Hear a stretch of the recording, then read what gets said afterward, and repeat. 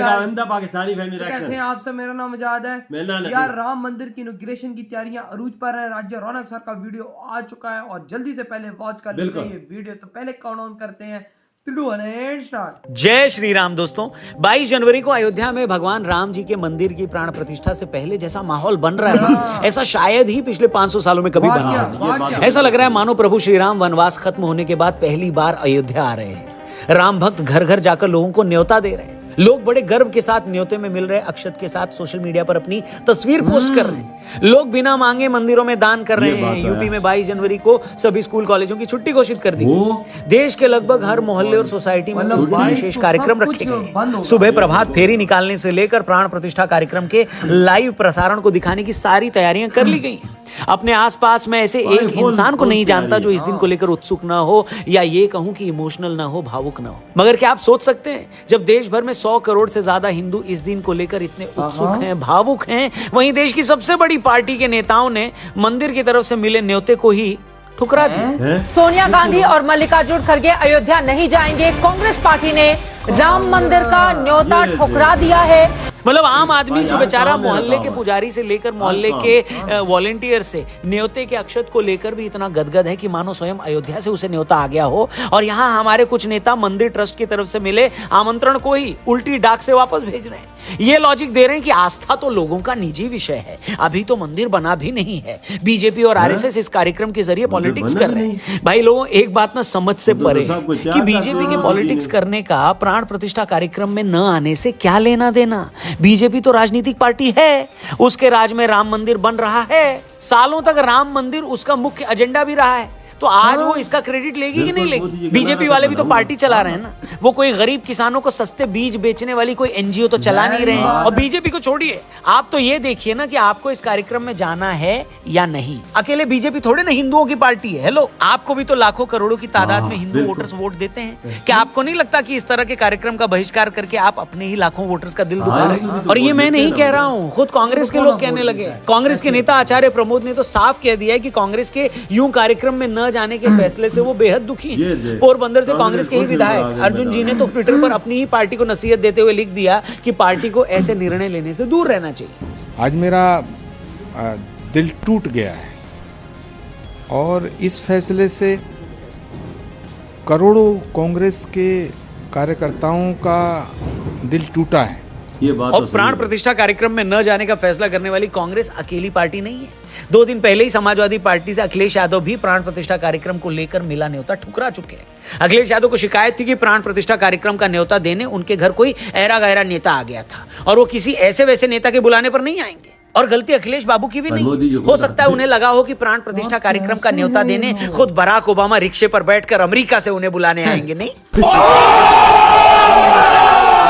वैसे एक बात कहूं, जैसा इतिहास समाजवादियों का राम मंदिर आंदोलन से रहा है, उन्हें अगर न्योता मिल भी रहा है तो क्या ये कम है क्या? हेलो, अखिलेश यादव अब तक कह रहे थे कि उन्हें प्राण प्रतिष्ठा समारोह में शामिल होने का निमंत्रण नहीं मिला, लेकिन जब वीएचपी ने अखिलेश यादव को आमंत्रित किया तो उन्होंने इस निमंत्रण को अस्वीकार कर दिया। दोस्तों, मैं कहता हूं कि एक पल के लिए ये बात आप साइड में रख दीजिए कि कौन पॉलिटिक्स कर रहा है और कौन नहीं कर रहा।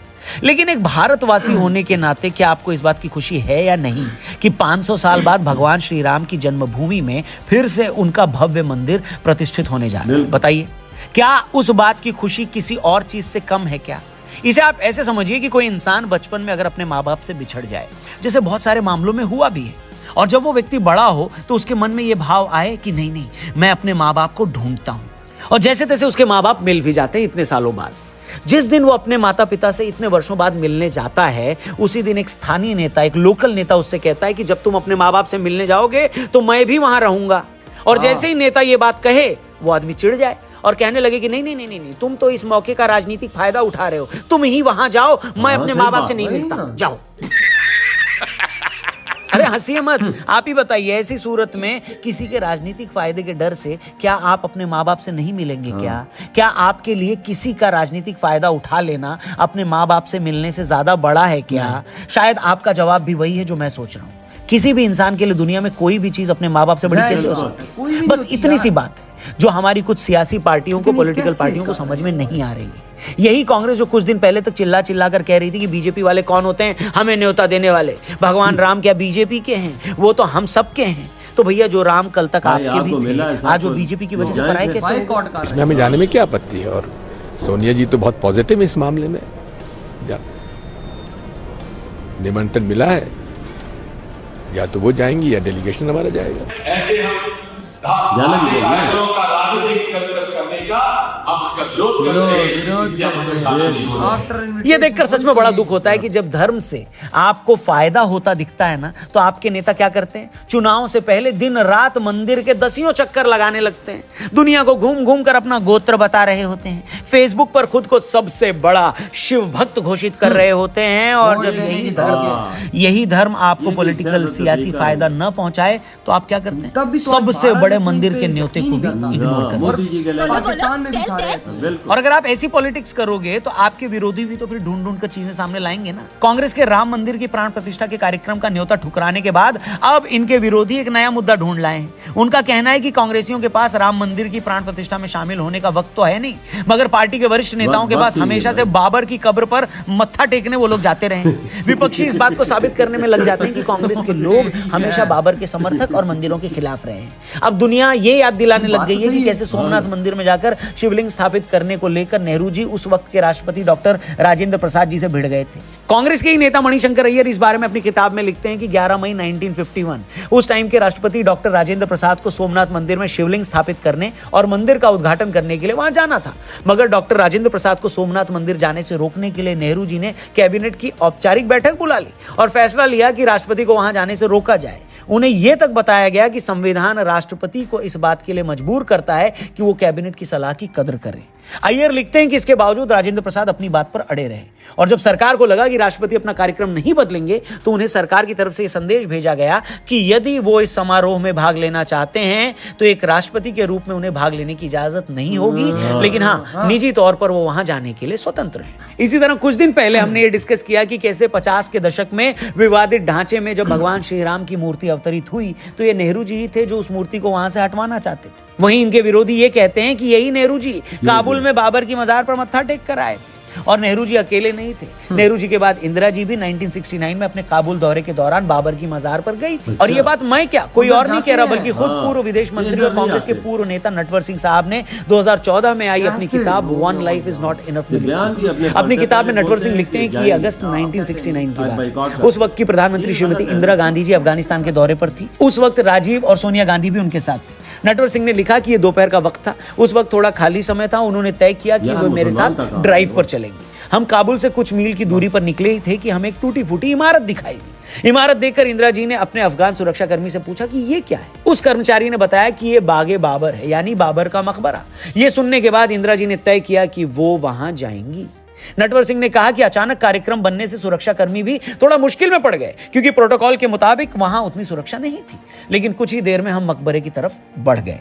नटवर सिंह ने अपनी किताब में लिखा है कि इसके बाद इंदिरा जी बाबर के मकबरे के सामने खड़ी हुई और हल्का सा सिर झुकाया। अब ध्यान से सुनिएगा, बाबर की मजार पर सिर झुकाने के बाद इंदिरा जी बोली कि मुझे लगा कि मैंने खुद को इतिहास से जोड़ लिया। मतलब बाबर की मजार पर सिर झुकाने के बाद इंदिरा जी को खुद को इतिहास से जोड़ने की सुखद अनुभूति हुई।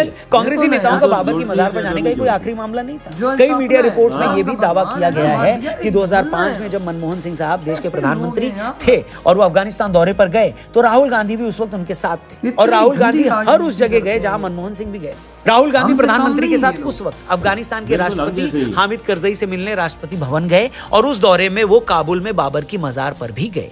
मतलब नेहरू जी से लेकर इंदिरा जी और राहुल गांधी तक तीनों नेताओं के बारे में यह दावा किया जाता है और कई प्रमाण भी दिए जाते हैं कि वो काबुल में बाबर की मजार पर गए और वहां अपनी श्रद्धांजलि भी व्यक्त की। तो इस पर कांग्रेस के विरोधी क्या कहते हैं कि वो बाबर जिसने अयोध्या में स्थित राम मंदिर गिरवाया, वो राम मंदिर जिसका 80 के दशक में ताला खुलवाने के अलावा किसी कांग्रेस के नेता ने उसे बनवाने की कोशिश नहीं की, आज वही कांग्रेस जब राम मंदिर बन रहा है तो उसके प्राण प्रतिष्ठा कार्यक्रम में नहीं जा रही। क्यों? अब इसके बाद क्या कहा जाए, क्या जोड़ा जाए और क्या ही समझाया जाए, सिवाय इसके कि जब 5 महीने बाद चुनाव का रिजल्ट आएगा तो सबसे बड़ी बेवफा ईवीएम ही निकले। उन नतीजों के वक्त इन पार्टियों को यह समझ में नहीं आएगा कि राम मंदिर जाने का यह मतलब नहीं होता कि आप मुसलमानों के दुश्मन हैं। राम मंदिर जाने का यह मतलब भी नहीं होता कि हर हिंदू मोदी को ही वोट दे देगा। मगर राम मंदिर की प्राण प्रतिष्ठा में न जाने का यह मतलब जरूर होता है कि आपके लिए आपका पॉलिटिकल फायदा 100 करोड़ लोगों की आस्था से ज्यादा बड़ा है। मंदिर न जाने पर आज आप में से कुछ लोग कह रहे हैं कि आस्था तो निजी विषय है, ये एक पर्सनल मामला है, इतना दिखावा क्यों? मगर इन्हीं पार्टियों के दर्जनों नेता इफ्तार पार्टियां देते थे, तब आपको मजहब निजी विषय नहीं लगता था क्या? हेलो सर, जब आपके ही एक नेता ने, जब वो देश के प्रधानमंत्री थे, उन्होंने सीना ठोक कर कहा था कि देश के संसाधनों पर पहला हक अल्पसंख्यकों का होता है, तब आपको नहीं लगा कि धर्म निजी विषय होता है? हेलो, और आज जब 500 सालों के इंतजार के बाद, मंदिर की लड़ाई में हजारों लोगों की शहादत के बाद भव्य राम मंदिर का उद्घाटन होने जा रहा है, तो अचानक आपको धर्म निजी विषय लगने लगता है? क्या बात है?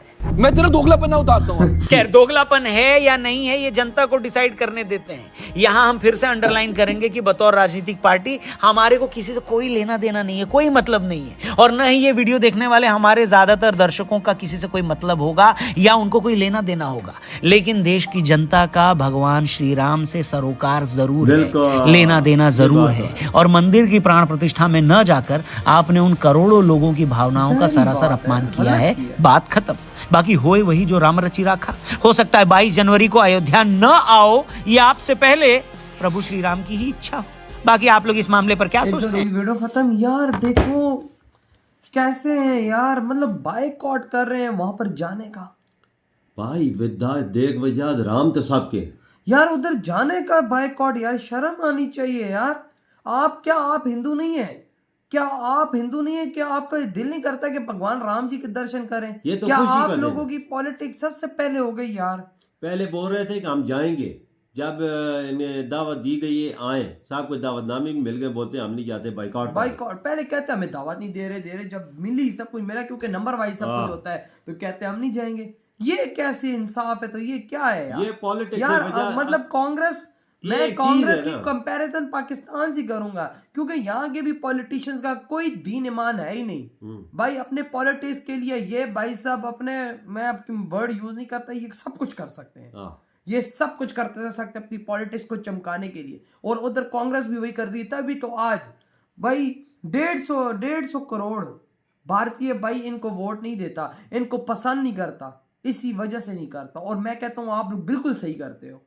ये इनको पता ही दुख क्यों लगा हुआ है, ये अपने दौर में तो कुछ कर नहीं सके, ये मोदी जी ने कर गए, राम जी का सब कुछ कर दिया है। मैं आपको बताता हूँ ना, ये मुसलमानों के सपोर्टर, ये सीधी सीधी बात है, मतलब आंखें बंद करके करते हैं, और अंदर की इनकी गेम क्या होती है, ऊपर से सपोर्ट करते हैं, अंदर से लड़वाते हैं भाई। 75 सालों में बाबरी मस्जिद का मसला हल ना हुआ, एक 10 साल के अंदर अंदर मोदी जी ने हल करा के उधर राम मंदिर बना के साथ मुसलमानों को भी एक मस्जिद दे दी। और आप लोगों से 75 सालों, आप तकरीबन 50 साल तो रहे ही होंगे, राज किया होगा इन लोगों ने इतना, तो आप लोग उसमें कुछ ना कर पाए। तो अब क्या जलना? आप हिंदू हैं, आपको मानना पड़ेगा कि आप एक सनातनी, आप जाएं, आप कम से कम और भारतीयों का दिल तो दुख ना करें। मुझे खुद टू बी ऑनेस्ट इधर इतना अजीब सा लगा है यार, वो एक हिंदू है, उनको उधर जाना चाहिए, उनको इनविटेशन मिला, उनकी इतनी पवित्र जगह है, वहां पर इतना भगवान राम जी की स्थापना होने वाली है, और ये वहीं पर ही नहीं जा रहे। देख ना कितनी दुख की बात है, जाना चाहिए, क्यों? ये भी सनातनी है ना। बाइकाट किस चीज का? बाइकाट तो ये सियासत है वजह, और तो कुछ भी नहीं यार। ये तो गलत है। आज आपने ये काम करके भारतीयों को जो दिल दुखाया ना, वो एक अलग, मेरा इधर दुखा टू बी ऑनेस्ट। देखो जो इनके वोटर है, सारे वोटर है, उनका दिल नहीं दुखा होगा। अब आप देख लो 6 महीने बाद अब आप लोग बोलोगे धांधली हो गई, ये होगी वो होगी। क्यों? आप लोग काम ही ऐसे करते हैं कि आप लोग भारतीयों का दिल दुखाते, तो आपको कौन वोट देगा? ये सियासत का टाइम तो नहीं है, ये तो एक होने का टाइम है, एक होने का वही ना। लेकिन आपकी क्या थॉट है भाई साहब इस आरजे रौनक सर ने जो रिप्लाई इनको किया? इतनी वीडियो खत्म करते हैं।